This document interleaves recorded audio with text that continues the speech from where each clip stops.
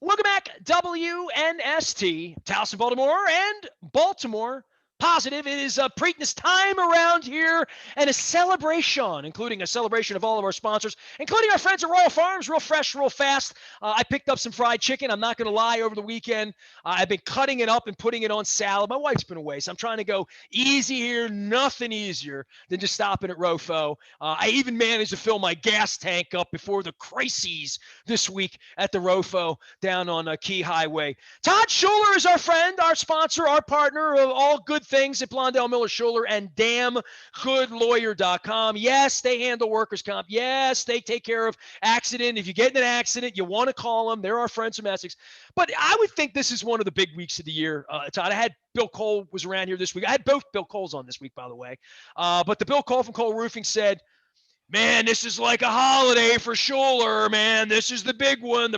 So this is this is the Super Bowl in the Schuler house, right? Like, this is a big day for you. This is like half Super Bowl, half Christmas. Once the Christmas lights come down, we start planning Preakness in the Schuler household.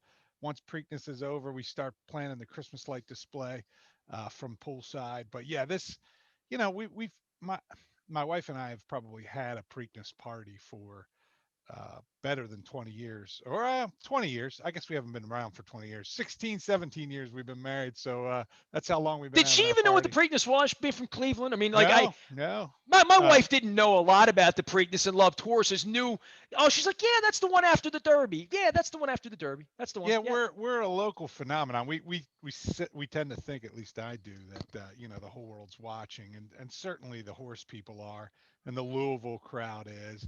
But by and large, I mean, right?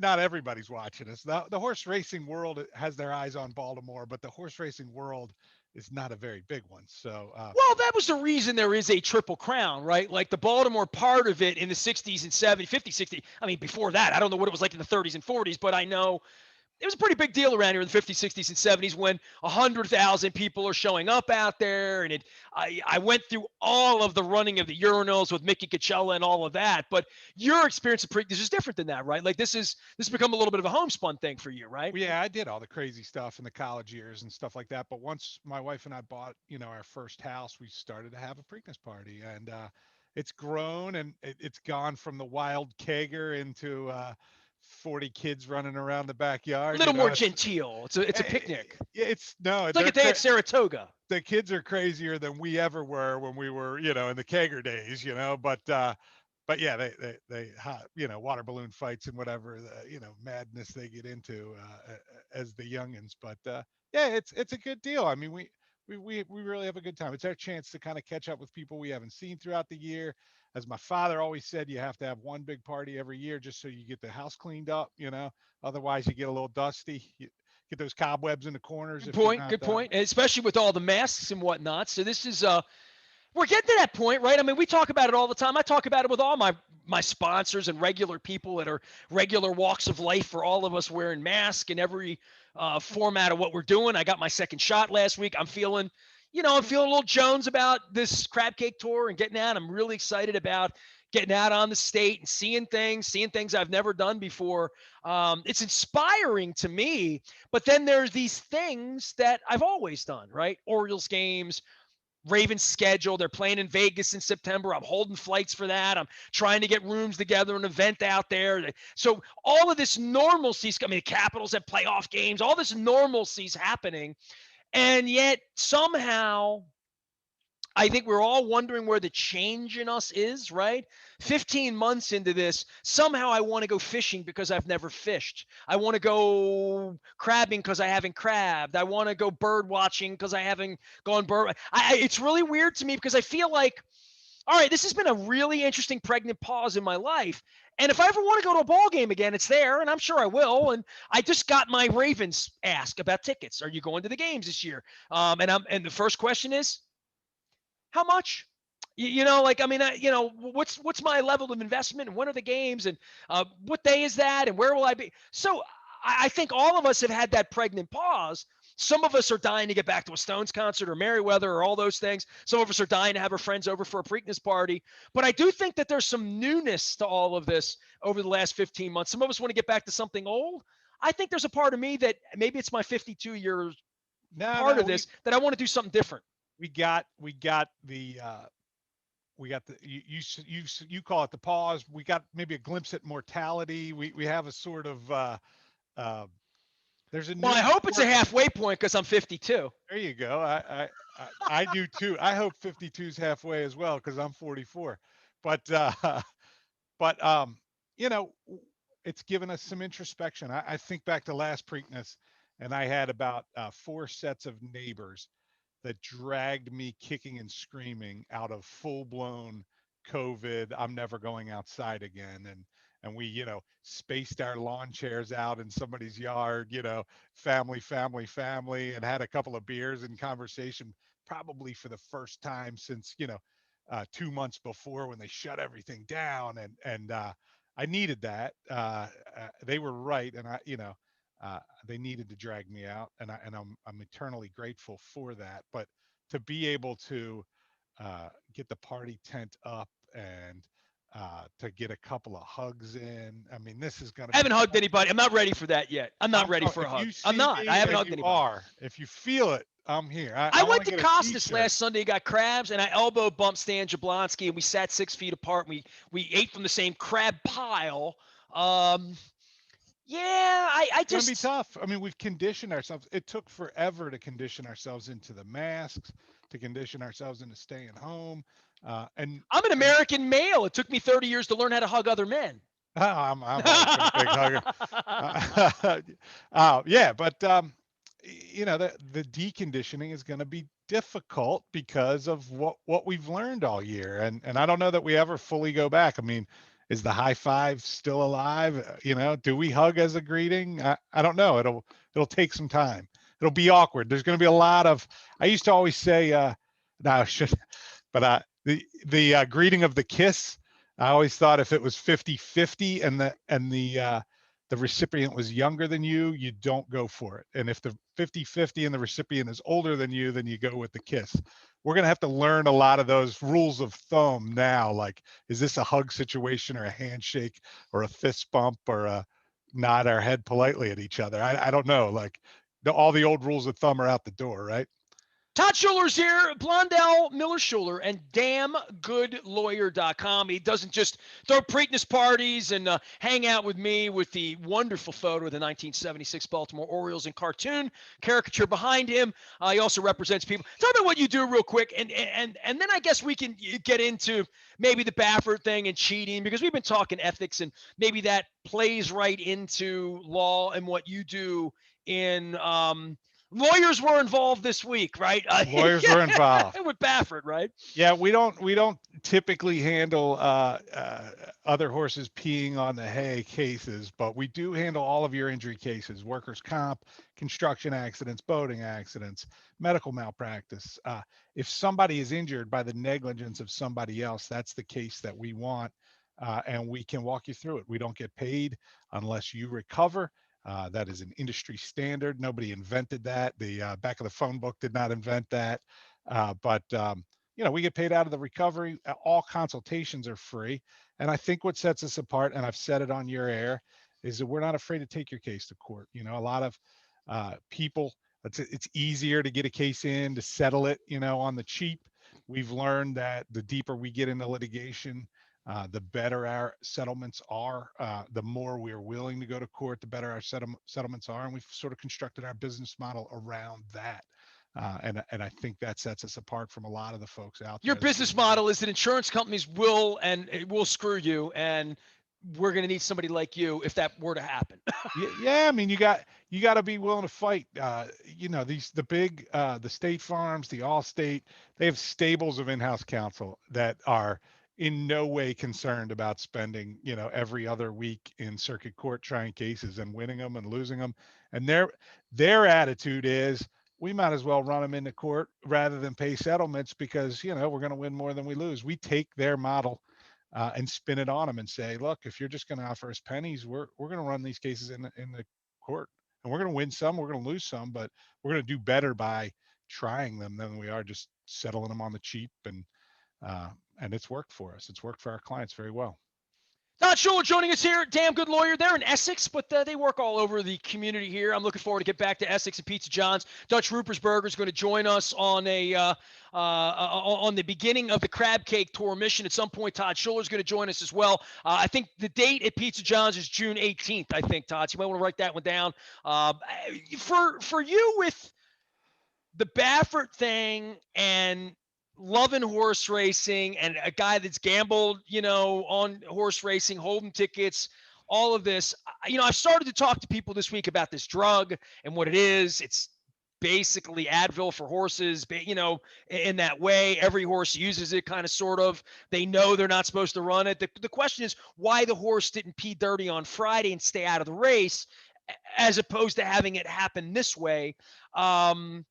But all that being said, integrity, ethics, all the things you deal with in the court of law, I think every day, moves to the forefront of sports, right? Whether it's banging on trash cans with the Astros, but Baffert wins a lot. He's now been popped for cheating. He's made so much money that paying the fine for the cheating outweighs the glory, and that's pretty much the case. And I talked to Luke about this. Every one of those baseball players that ever went into a stall and got a needle, that ever found the drug dealer, ever had a forehead that grew, they all got to keep the money. A handful of them got their fingers wagged and we're going to shame you and you're not going to get to have a special plaque in Cooperstown. But which none is of them gave any garbage, money by back. the way. No championships say that again. Which is garbage, by the way. You're going to tell me Barry Bonds is not a Hall of Famer. Okay, Roger Clemens is not a Hall of Famer. He was a Hall of This is where it's you just brought the two perfect people up. Both of those guys had $100 million in the bank. Both of those guys were headed to the Hall of Fame. And then both of those guys discovered the edge, whatever that is. He's doing it. Johnny's doing it. I got to do it. Get me some needles. I got more money. I can afford the good stuff, right? And all of a sudden, Roger Clemens is 21-6 again with a 2.8, and nobody can hit him, and on and on and on, right? That went on, but unpunished.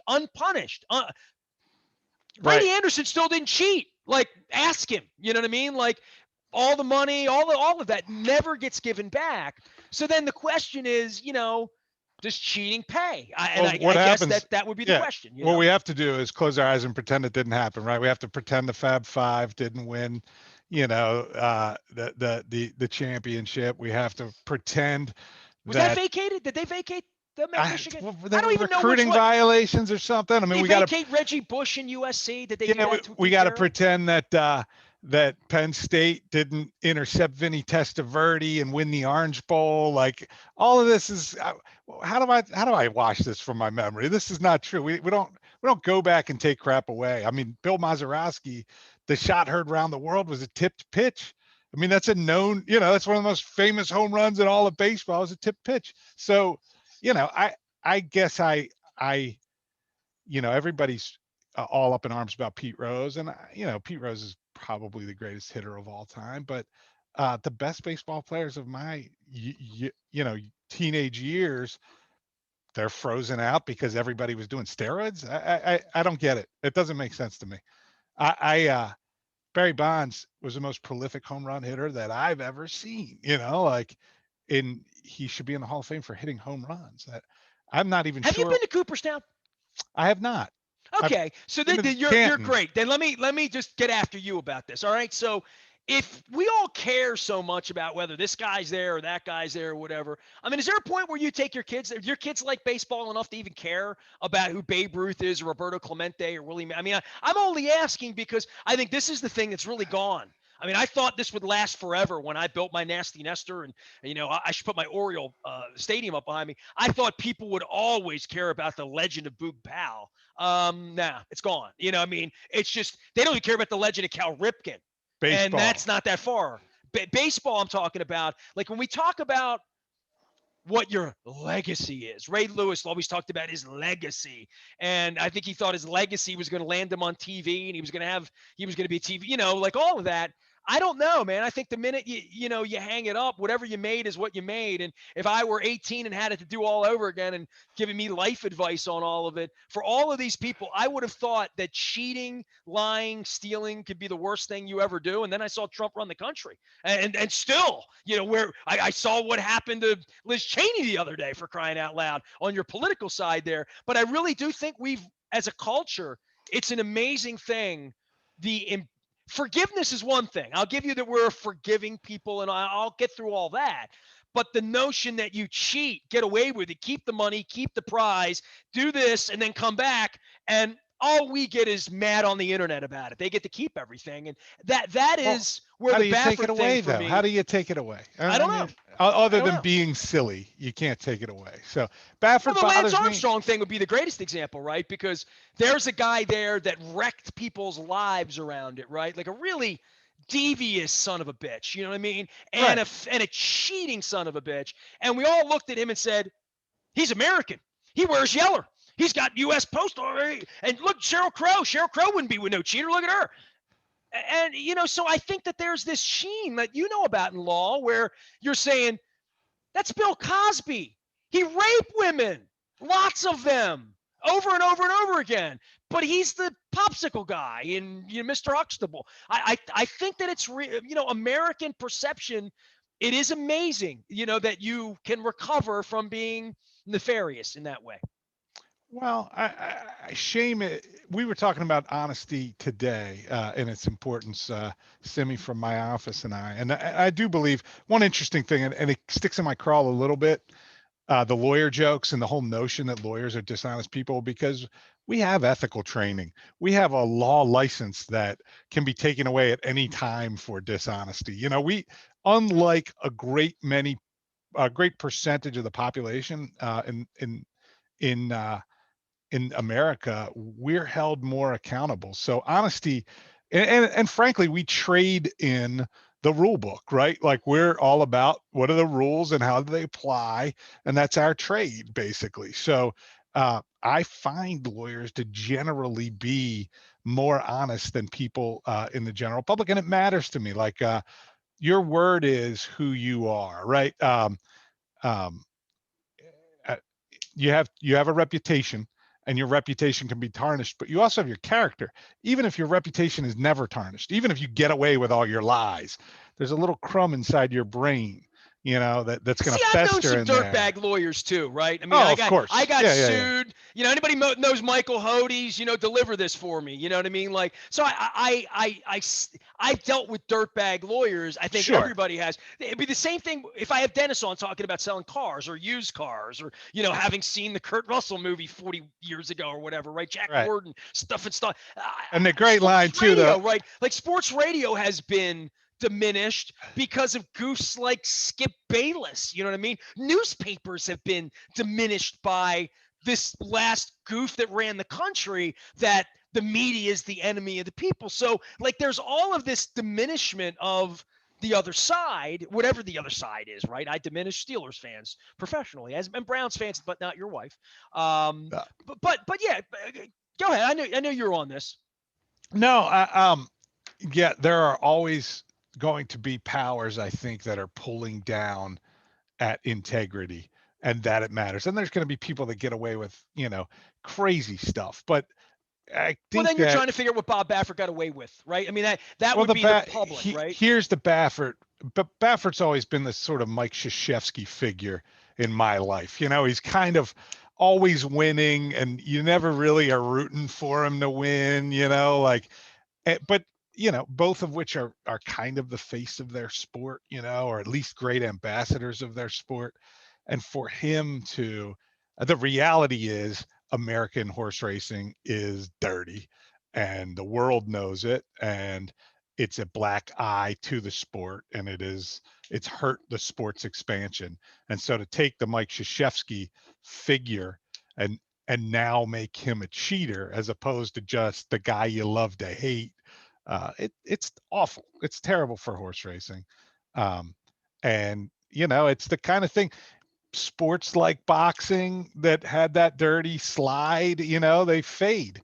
And maybe it's happening to baseball. Baseball's fading, and Well, certainly, baseball's fundamentally challenged because it's not a fair fight ever, right? One team, the Yankees have the Yankees have all the guns, and the Devil Rays get water guns, and they have to figure out how to. yeah, That baseball's issue, integrity, back to greenies, and whatever. Luke and I hit that all the time. I don't think people don't watch baseball because they think the guys are juiced. I think it was more interesting when they were juiced. Now that they're not juiced anymore, it was better when they were. You know what I mean? I think, and that it was more interesting when they were, as opposed to whatever this scientific MIT version of baseball is at this point. I'm not saying I wanted guys dying and Ken Caminiti and foreheads growing irregularly and Sammy Sosa becoming a Caucasian by choice. All these crazy things that have happened with baseball. But I do think there's an erosion of confidence. And this is a bigger picture, Todd, because I know you love football, and I've talked to everybody about this. The premise of horse racing is the gambling part is built in, right? It was the one place you could gamble. Everywhere else you had to have a bookie or this or that. Now baseball's in on this and football's in on this and all this. It's really dangerous, like especially when I see institutional cheating like what the Astros did, that we're now mixing money and rich people and poor people and umpires that might not make so much, and a pitcher who no, if it's he throws a dangerous. game, it might be worth $100,000 that night for him, and he might be in the mood because it's August and his team sucks, and like I've never bet on baseball in my life, but I start to think when you add this element in, there's that Pete Rose part of this, and there's that Tim Donaghy part of this, and it only takes one cockroach in the whole thing, one person to put the cream on the horse's leg the wrong way, and Bob Baffert's got to stand out in front of people and say, Well, that's where the Baffert thing hurts, right? That like you said, I'm less worried about the haves and have-nots. I mean, European soccer, college football, they thrive in the Appalachian State beating Michigan narrative, and there's the Yankees and everybody else. I think baseball can thrive in that are you saying the environment. Orioles should be relegated? It's kind of like that. Yeah, no, but football's totally right. 8 4-team divisions. Football is 32 of the exact same thing in different colors in different cities. Like it is pure communism. You're right. It's just like share the wealth, salary cap, worst team gets the first pick. And 30 like years later, they have the best sport that most of the people are interested in because it's a fair fight. Or it is perceived as such. it is perceived as such, and I guess you could tell that to the Browns and the Bengals, and they might disagree with you because the last 30 years they haven't done anything, but yeah, it's been great for it. I do believe you can survive in the other model though. Some would call that natural selection. I like natural selection. Like I'm a Navy football fan, and I like the Notre Dame game, like we've beaten Notre Dame, a handful of times in recent years. And every time it's fantastic. And it's fantastic because they beat us all the time, but I don't know, something to be said about it. Todd Schuler, I'll be getting a crab cake with former delegate Todd Schuler, as well as Mark Miller, his partner. You can find him at Londell Miller Schuler. You can let Mark Miller know that ever since he and I talked about baseball cards and value, it pops up everywhere. The baseball card thing is in my life. So let him know that I'll be bringing him back on, and we'll be discussing all the other cards that I gave away that I could be rich on right now. But we're having fun. It's Preakness. It's spring. We got crab cakes. And Todd, I hope that see you down at Pizza John's when I get this thing rolling and chucking and moving here this summer. We'll be there. Get your kids out to Antietam or something. Give them a little Civil War history. I'm gonna find a reason for you to bring the family out on this story. I'm gonna have to do Family Day for crab cakes somewhere near the metropolitan area. All right. Anywhere, we'll bake it. Crawfish ahead at the Schuler abode. I am Nestor. We are WNST.net, AM 1570. Make sure you're checking out Todd Schuler, Mark Miller. You can find them at damngoodlawyer.com. Also on Eastern Avenue in Essex. You hear them in the ads. You can find Todd out at the front of BaltimorePositive.com.